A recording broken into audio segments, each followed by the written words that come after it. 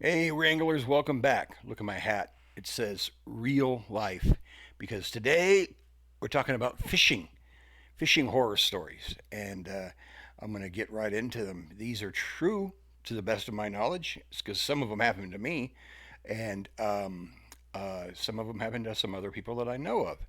Well, anyway, fishing's fun. Fishing's great. It's a good way to be outdoors, but it's not always safe.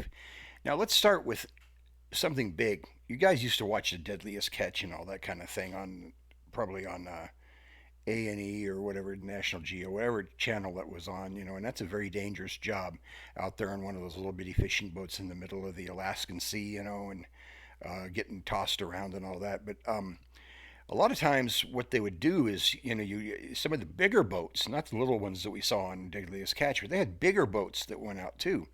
Not only would these boats catch the fish, they'd process the fish. So you caught the fish, and then you got a guy down there, a conveyor belt with people working, and they're using fillet knives. And if you've ever seen a fillet knife, they're very curved and very, not really curved, they're curved and they're very sharp. I don't have one, or I'd show you one. I need to get one, I suppose. And so they're down there, they're filleting the fish, they're processing the fish. And one thing that would happen was, in some cases, is you're messing with all that cold fish that's coming in out of the Alaskan Sea. Your hands get numb, and you can't feel your hands, you can't feel your arms because it's just so cold. People were cutting themselves with fillet knives, like slicing their wrists on accident. Didn't even know it. Had no idea that they'd done this until they died. I mean, they just basically bled out right there because you got fish blood all over the place. And then you're sitting there working, you can't feel a damn thing, and you've just made a, 3-inch cut into your wrist or something and hit an artery, and that gushing blood everywhere, and then boom, you hit the ground. It's too late for you. That would happen on the fishing boats. Now I guess that it's common practice to wear a sort of chainmail glove or something like that to keep yourself from getting cut. It still sounds like it would be pretty damn cold. I wouldn't want that job. I don't think a lot of people would. That's why they're temporary jobs in a lot of cases. But that's a true fishing horror story. You're sitting there processing fish, and you cut yourself open, don't even know it, and you are dead. Now, let me tell you one that I saw with my eyes, my own two eyes here. I was at the Upper Russian Lake, or Lower Russian Lake in Alaska. You go up the Russian River, you hit the Lower Russian Lake, and then there's an Upper Russian Lake. And I'd go up there to fish for trout because I'll tell you in a little bit why. The salmon were just basically too big for me, and I was a kid. I'll explain an event that happened there. So anyway, I'm up there fishing for trout on one side of this lake, and on the other side of this lake, there's a guy fly fishing. Now, normally you fly fish in the river and all that kind of thing, but he's fly fishing the lake, and that's not totally uncommon. And he's whipping his rod back and forth and doing this. And I looked, and I thought it was something like a tree or something behind it. It wasn't a tree. There was a grizzly standing right there behind him on two legs, just watching him, watching that fly go back and forth. Now this guy is about, he's a 6 foot tall man, and this grizzly's just dwarfing him. And I'm looking at this, and I'm like, what the hell do I do? I can't. If I yell, he's not going to hear me if I yell. I don't know what to do. If I jump up and down, I could, who knows? Whatever I do, there's a possibility of startling him, which could startle the grizzly, which could lead to something even more worse. Could lead to something bad. But still, I mean, he's too far away. I mean, what am I going to do? I'm sitting there watching, and I'm like, oh God, I'm going to see something I don't really want to see. And I'm probably at the time I might be 10 years old or so, and back then in the 70s or whatever, it was safe to go do that on your own. You could people hike that trail all the time, and you'd go up there and fish for trout. So I'm just kind of watching, mesmerized, and not just trying to process what the fuck do I do? What do I do? I don't know what to do. Anyway, the bear is just watching the fly go around, and I'm thinking, oh please don't let that bear get snagged by that fly. Finally, thank God, the creator, the bear gets bored and leaves. He just kind of gets on all fours and leaves. This guy never even, I don't think he heard the bear or nothing. He didn't look behind him or anything. He just keeps on fishing, and the bear just takes off and just goes on about his business. And I was very relieved. I mean, this guy survived it, but the bear was just checking it out. I mean, he's sitting there fly fishing, and Now, I don't want a grizzly checking me out, fly, doing anything behind me. I don't care what it is. It's terrifying. It could kill you. I mean, we all know how dangerous grizzlies are. And now let me tell you why I would go fish for trout. Okay, up in these lakes, I had tried fishing for salmon in the rivers. I had my full waders and all that kind of stuff, and you go out into the water and you'd have to set your sinker 18 inches above your fly, and it was a big fly. It was a salmon fly. It didn't look like a bug. It was kind of orange and black and just looked like a thing. So you set your sinker up there, and then you'd stand in the river and you'd try to cast and try to get the fish in. You could actually see the fish, and you try to get them to take that fly to eat it, to grab it, and then reel that sucker in, and then you got yourself a salmon, a nice big salmon. Now these guys aren't little bitty. These things are 30 to 35 pounds. These salmon. Now I'm about 10, 11 years old. I don't know how much I weighed. No idea. Maybe 60 pounds, 70 pounds, 80 pounds. I don't know what I weighed. But anyway, I'm fishing in the river, and I get a hold of one of these suckers. Okay, if I'm catching my fish, I'm pretty happy until this thing it's a lot stronger than me in the water, and basically pulls me. I slip on the rocks, even though I'm on my wader. I go down into the river. My waders fill with water. Okay, so I'm kind of getting dragged and bounced along these rocks, slowly, but I'm filling with water, and I stupidly I didn't want to let go of my pole and try to swim out of there. I don't even know if I could have. Anyway, finally, this fish gets stuck there's a tree that's fallen over the river. The fish gets stuck around that one of those limbs, so he's not pulling on me anymore. He's stuck pulling on that damn tree. And my dad was there. My dad helps me bring that fish in, and they get me they give me credit for catching the fish. Well, I did. I snagged him and got dragged by him. So we're up by the campfire, and I remember them asking me, it's like, so Mark, what do you have to say? And he goes, what do you feel about that? And I just said, I have nothing to say. And they're like, it's the first time for everything. And they're all laughing, and I'm had dried out and all that. But true horror story. I could have drowned. My sister almost drowned in that river once. So that's the one of my fishing horror stories. Those fishes were too big for me, so that's why I'd go up and catch these trout. The trout couldn't pull me into the water, but the salmon sure as hell could.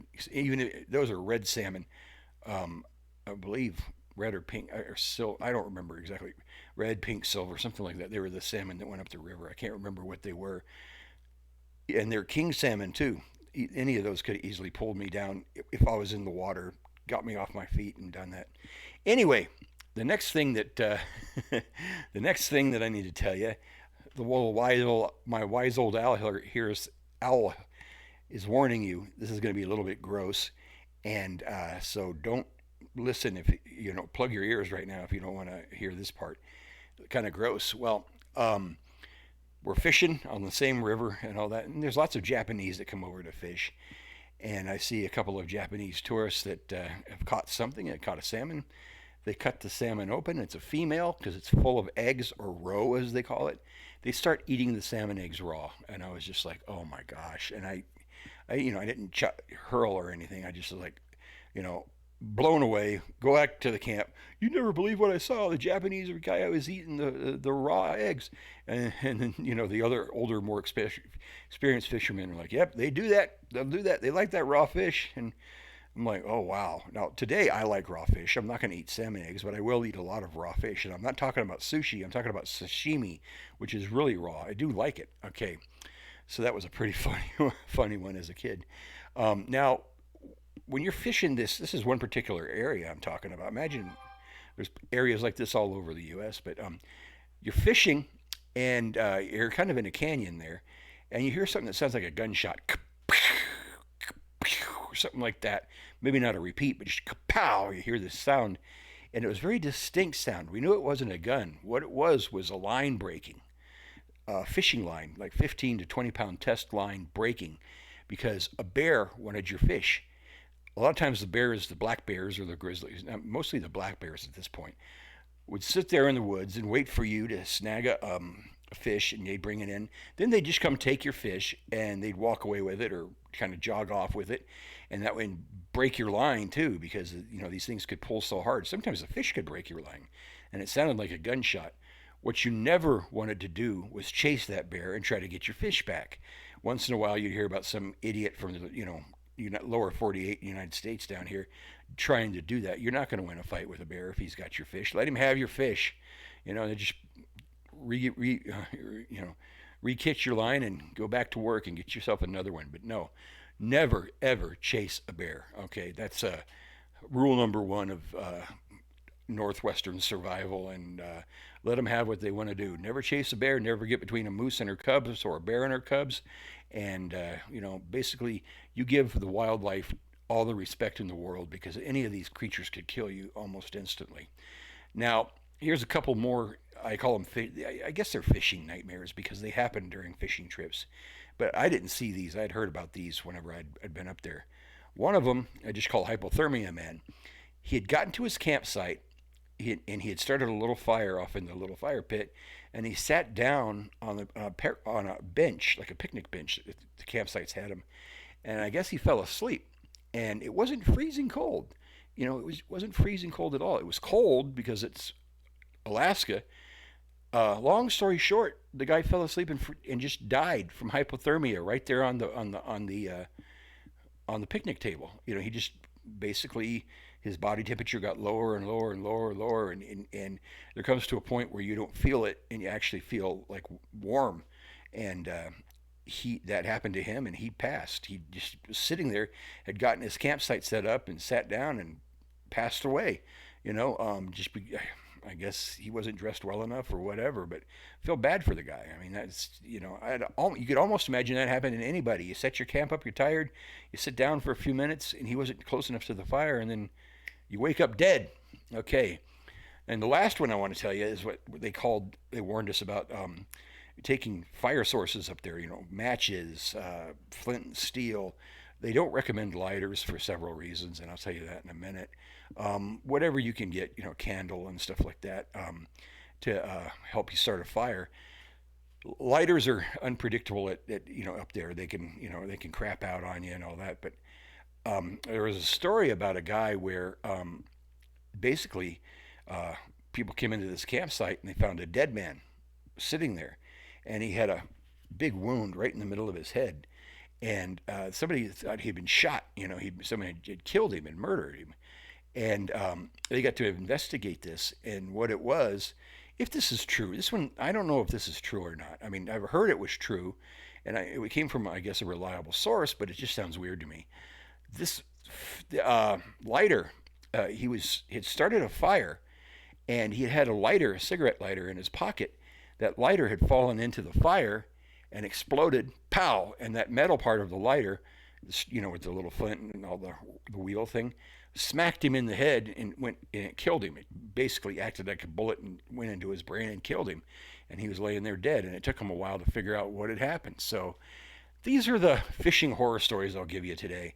Now, I recommend you go fishing. I recommend you be safe.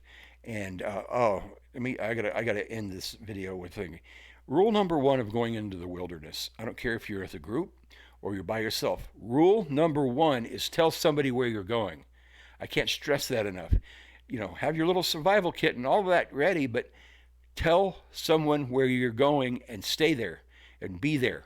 Be where you tell them. Don't wander off, but tell someone where you're going. That's rule number one of survival. So anyway, it's been a nice roundup, guys. Good talking to you. If you got any questions or anything like that, let me know, and we'll get into them. And I'm going to see you soon.